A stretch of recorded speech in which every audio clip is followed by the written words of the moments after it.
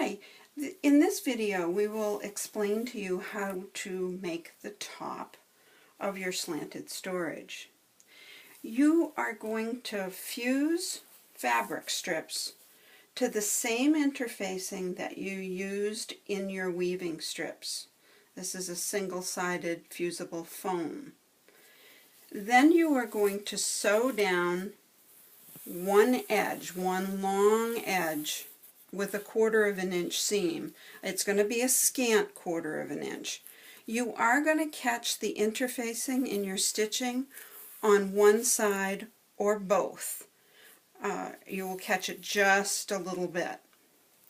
The next thing that you're going to do is you're going to fold that out flat. Place it on with the fabric side facing the basket. Place it on the basket and clip in place. Then you are going to very tightly wrap it around the basket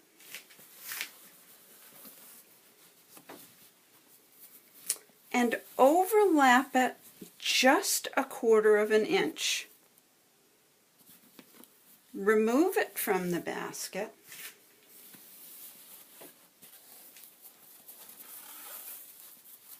Place right sides together and sew across the end with a 1/4 inch seam. I'm going to pin it to mimic your stitching. So just sew right across there. The next thing is that you're going to fold this out like this so that the seam is on one edge. You're going to stitch all the way around with this folded like this, and you're going to stitch a 1/4 inch away from that edge. So it's going to look like this. You can see how I've stitched a 1/4 inch from that seamed edge. On the other edge, you want to bind it.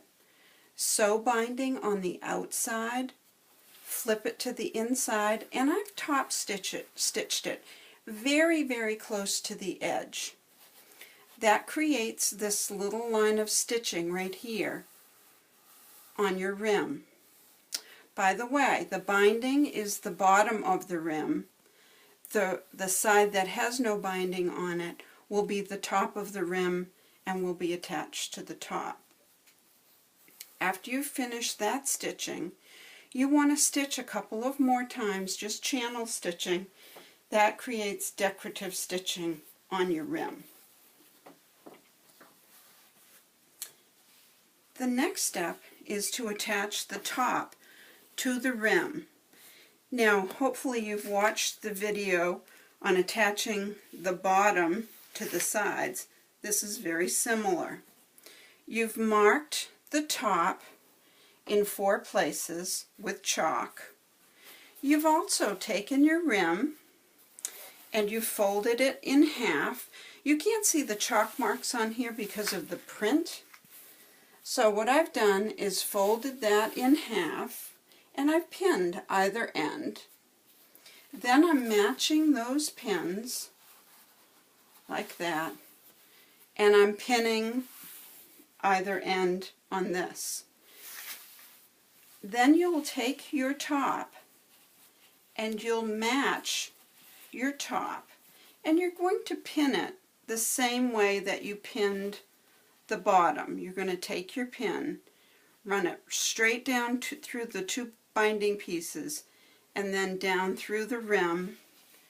Do the same with the 4 other spots that are marked and pinned, so match those, pin it on, pin it all the way around like you pinned the bottom to the sides, and then sew it exactly the same way you sewed the bottom to the sides. That's it.